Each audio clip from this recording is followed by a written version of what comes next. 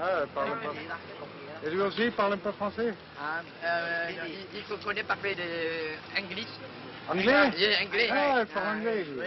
Ah bon, c'est bien. C'est bien. Il y a un avantage énorme ici que je n'avais pas à Hong Kong, c'est que j'ai une sensation de liberté.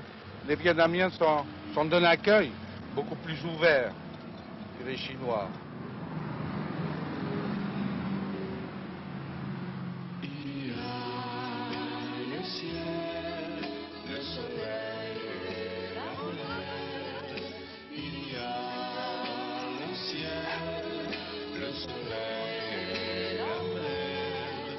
Allongé sur la plage, les cheveux dans les yeux et le nez dans le sable, on est bien tous les deux.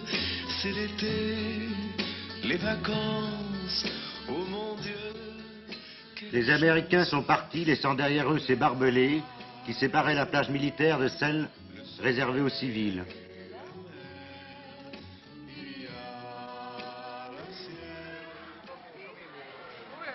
Alors là, ça c'est bien.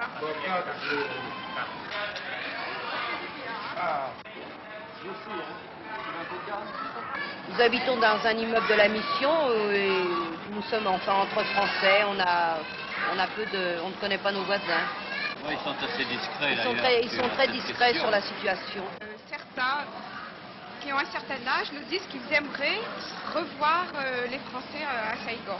Ils aiment beaucoup nous rencontrer, avoir l'occasion de parler français. Le Cap Saint-Jacques, que les Vietnamiens appellent Vung Tau, à 100 km de Saigon. C'est depuis toujours un lieu de villégiature privilégié pour les habitants de la capitale vietnamienne. Ils viennent s'y rafraîchir à la brise qui souffle en permanence sur la mer de Chine. Il reste 10 235 Français au Vietnam, parmi lesquels 320 enseignants, professeurs ou instituteurs. C'est le prix qu'il faut prendre.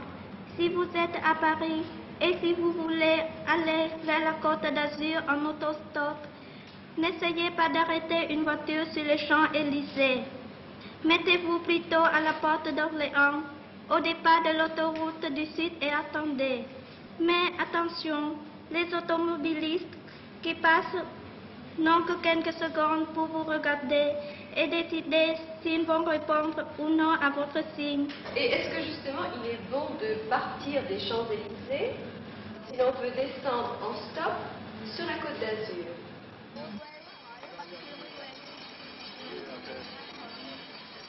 Je veux poursuivre mes études à l'étranger. C'est pourquoi j'apprends la langue française. Après l'anglais, le français sera pour moi une façon, un moyen de communiquer avec les grands peuples du monde. Ici, l'Institut français de Saigon s'occupe essentiellement de 3 activités. D'une part, un service d'enseignement qui groupe à peu près 5 à 6 000 élèves, ça dépend du trimestre. Un service d'activité culturelle, c'est-à-dire une salle de cinéma, une salle d'exposition, des activités théâtrales, des conférences. Et puis aussi un service nouveau, mais qui se développe beaucoup, qui est un service de formation d'enseignants vietnamiens, formation de l'enseignement national et formation des établissements privés. Avec d'autres collègues français et vietnamiens, on forme des professeurs vietnamiens dans une spécialité. Alors la spécialité chez moi, c'est l'histoire géo, d'autres c'est la philosophie, d'autres c'est les sciences, etc. Alors, si vous voulez, normalement l'idéal, ça serait que nous puissions, nous, en tant que coopérants, faire tous nos cours en vietnamien. Si vous voulez, c'est moins la langue française qui nous intéresse que le niveau des connaissances. On supplée, si vous voulez, à une absence de profs vietnamiens nationaux au niveau licence et au niveau supérieur. L'université de Saigon est une université pléthorique. Il y a des milliers et des milliers d'étudiants et nous en touchons très peu. Vous sentez une demande des étudiants vers les Français? Ah oui, oui. Une réelle demande et de notre part, pas de notre part, mais enfin des services qui approvisionnent la coopération ou la diffusion, une réelle carence. À savoir, je réclame depuis 10 ans des lots de cartes sur l'Europe. Jamais je n'en ai eu aucune. On donne, je sais pas, chaque année une 50aine de bouquins. Tandis que les Américains, par exemple, donnent 5 tonnes de bouquins, c'est tout. Nous ne sommes plus les seuls ici. Il fut un temps où nous étions peut-être les seuls à pouvoir apporter quelque chose. Désormais, beaucoup de pays se présentent ici sur le marché de la culture. Et il faudra non pas se battre, mais en tout cas, la concurrence sera vive, c'est certain. Si vous voulez, la place de la langue française, notre position en tant que langue française a reculé au bénéfice de la langue anglaise. Avant les laïcs, il y avait eu les missionnaires, qui eux aussi avaient ouvert des écoles. C'est même à cause d'eux que les Français ont occupé l'Indochine au XIXe siècle. Autant en emporte le vent de l'histoire. Aujourd'hui, le clergé s'est vietnamisé, et il ne reste plus que 83 prêtres français. Alors, je vais demander un dépotoir, déjà. Un dépotoir, tu appelles ça un dépotoir, c'est-à-dire une école de récupération des gosses qui font l'école buissonnière. C'est exactement cela. Où veux-tu qu'on la fasse? Mais je penserais à la cathédrale à côté, avec la surveillance des sœurs. Sont-elles d'accord?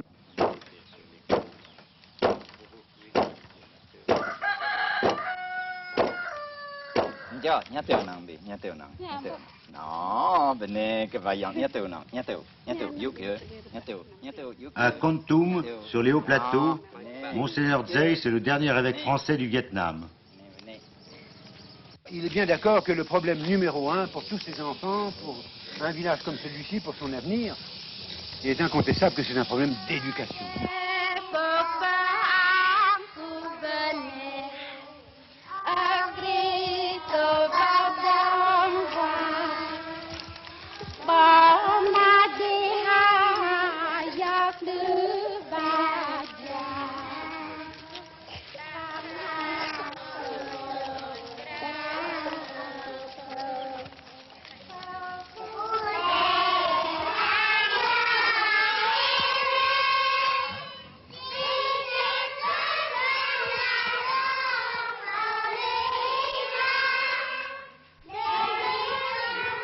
J'ai passé les 15 premières années de ma vie missionnaire à Hanoï, Nord-Vietnam, et depuis 1952, je suis évêque de Kon Tum.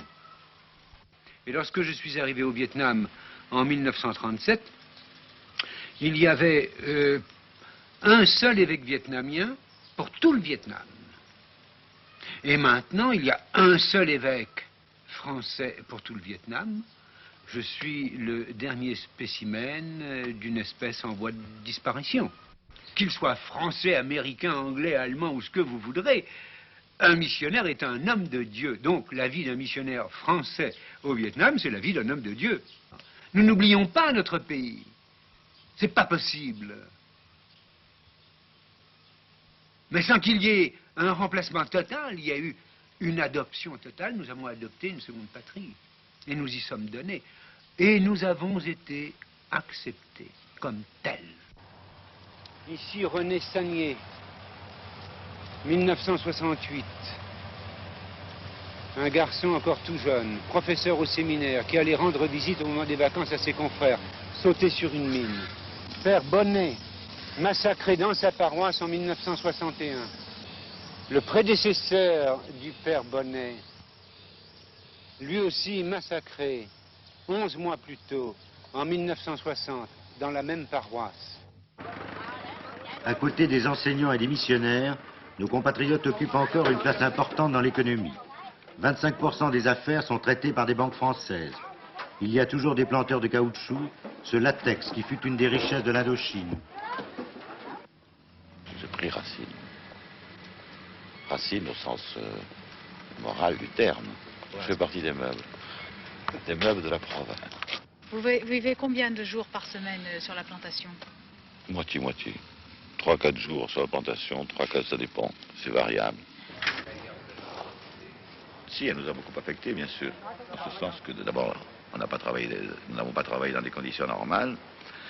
L'entretien des plantations a été un petit peu négligé parce qu'on ne pouvait pas aller partout et puis parce que c'était difficile.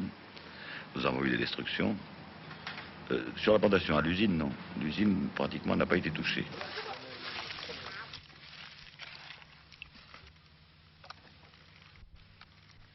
La production a baissé régulièrement depuis 63 en raison de l'insécurité, en raison des combats. Quand il y avait des combats, les ouvriers allaient tout de même sur la plantation? On s'arrangeait pour qu'ils ne travaillent pas dans les endroits où on se battait. C'est arrangé justement à organiser le travail de façon à ce que les gens courent le minimum de risques.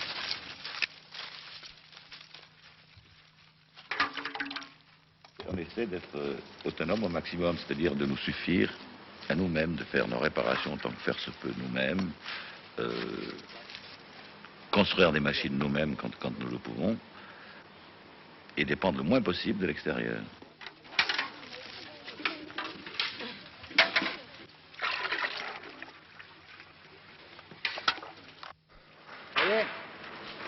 Ça y est. Allez, en route. En route.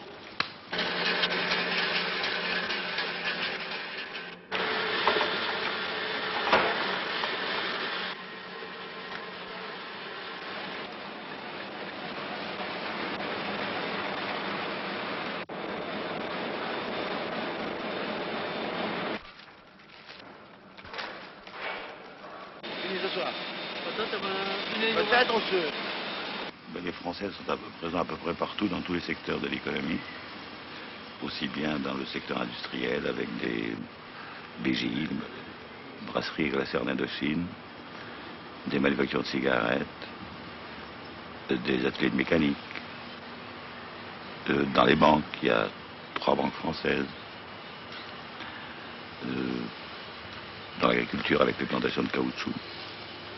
Dans l'entreprise, dans des entreprises de travaux publics et une grosse entreprise de travaux publics, ils sont pratiquement présents dans tous les secteurs d'entreprise, dans tous les secteurs d'activité. Pensez-vous qu'il y a un avenir pour les Français au Vietnam, dans l'économie vietnamienne? Bien sûr.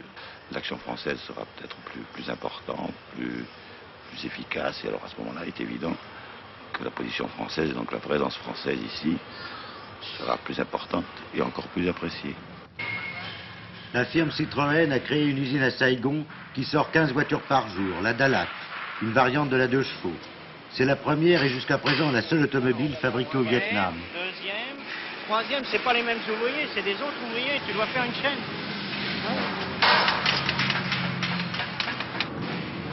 Si tu transformes tes ouvriers, ça passe pas, les pièces ne passent pas. Il faut avoir une équipe là, une équipe là, une équipe là. C'est fait pour ça, pour reprendre ça complètement. Maintenant que c'est au point, ce nouveau modèle, tu dois pouvoir faire les 15 par jour. Nous sommes 480. De Français. De Français. Vous avez commencé quand cette usine? En octobre 70. On a très bien marché les premières années. Ça a été assez facile à mettre au point. On a eu une production de 15 par jour. On a fait 3500 véhicules en à peu près 18 mois. C'est une bonne réussite industrielle.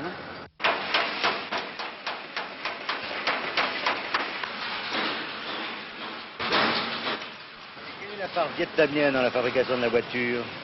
Sur les petits véhicules qu'on a cherché à faire étaient des véhicules d'utilité, utilitaires, pas onéreux à l'entretien, et capables d'être entretenus partout. Alors on a abandonné l'importation de toutes les carrosseries, des châssis, des batteries, des caoutchoucs, tout ça. Alors dans nos véhicules, il faut compter qu'il y a plus de 50% de Vietnamiens. Ils sont très jeunes, vos ouvriers. La plupart en ont moins de 18 ans, puisque à 18 ans on les prend au service militaire, et au-dessus de 42 ans, quoi. Et vous avez des anciens combattants? Pas mal, oui, on en a une vingtaine de mutilés. Du point de vue professionnel, on a trouvé parmi tous les ouvriers, les cadres, une bonne volonté, un désir d'apprendre. Ça fait qu'on a réussi quelque chose tout de même qui est difficilement concevable, même pour des pays qui ne sont pas en guerre. De plus, il faut qu'on crée un réseau après-vente, des inspecteurs dans tout le Vietnam, parce qu'actuellement, on n'a pas beaucoup de relations avec nos clients qui se trouvent à quelques centaines de kilomètres d'ici. C'est un problème, quoi. Pour que la marque travaille correctement pour sa clientèle, on cherche des cadres. Et nous pensons que dans les officiers qui sont bloqués à l'armée depuis une vingtaine d'années, nous pensons trouver tous les cadres qu'il nous faut. Enfin, Si les messageries maritimes ont abandonné les longs courriers d'Extrême-Orient, qui emportaient les passagers via le canal de Suez, Djibouti et Pondichéry vers l'embouchure du Mékong, la vieille compagnie française, associée avec les chargeurs réunis, maintient une ligne de cargo sur Saigon. Avec 2 bateaux par mois, le pavillon français est le 2e pour le trafic marchandises, tout de suite après les Américains. Ici, il n'y a pas de problème de frigo. La seule chose, le seul problème que nous avons, c'est la cale droite qui est encombrée. Les importations essentielles du Vietnam sont les importations américaines avec l'aide de l'Amérique qui est orientée d'Amérique au Vietnam et du Japon au Vietnam. Immédiatement après, les importations d'Europe sont transportées par les messageries maritimes et la compagnie des maritimes des chargeurs réunis. Il y a 2 ans, nous avons formé un service commun de façon à ne pas nous faire une concurrence et à rationaliser les départs au départ d'Europe et aussi bien les chargements. Donc, si vous voulez, nous avons, après les marchandises américaines, c'est notre service français commun qui vient immédiatement après. Et ça, vous pensez que ça peut donc s'augmenter? Si vraiment la situation arrive à redevenir normale entièrement et que la guerre et les combats surtout qui continuent malgré tout à avoir lieu, malgré le cessez-le-feu, se terminent, nous espérons, et nous sommes certains d'ailleurs, que la principale activité du Vietnam, qui est le caoutchouc, va redémarrer et que les tonnages actuels, qui l'année dernière n'étaient que d'une vingtaine de milliers de tonnes, devraient rapidement retrouver le volume d'il y a quelques années, c'est-à-dire passer progressivement à 30 000, puis 40 000 et même 50 000 tonnes par an. Qu'est-ce que vous allez en foutre dans ce truc? On va charger tout ce qui est postaux d'Europe et tout ce qui est fait personnel. Et toute la marchandise de valeur. Et enfin, en fond de cale, il reste encore tout ce qui est divers Saigon, tous les cartons. Commandant, quand est-ce que vous êtes venu pour la première fois à Saigon? Oh misère, que ça fait loin, je suis vieux, ma foi. C'est vieux tout ça. Oui, quand même beaucoup de changements parce qu'à l'époque, on ne se battait pas au Vietnam, dans la région de Saigon tout au moins. Donc on pouvait beaucoup plus sortir. Il n'y a pas d'amélioration dans le système des taxis, on retrouve toujours les 4 chevaux qui ont Ah, ben les 4 chevaux, les immortels. Les dockers ici étaient surtout des femmes. Oui, ben ça doit sans doute expliquer le fait que les hommes, comme c'est un pays en guerre, sont mobilisés, sont au front, enfin je suppose. Ces Français qui sont restés, malgré les vicissitudes politiques, continuent à parier sur l'avenir du Vietnam, à condition toutefois que la guerre s'arrête. Et cela, comme disait Kipling, c'est une autre histoire.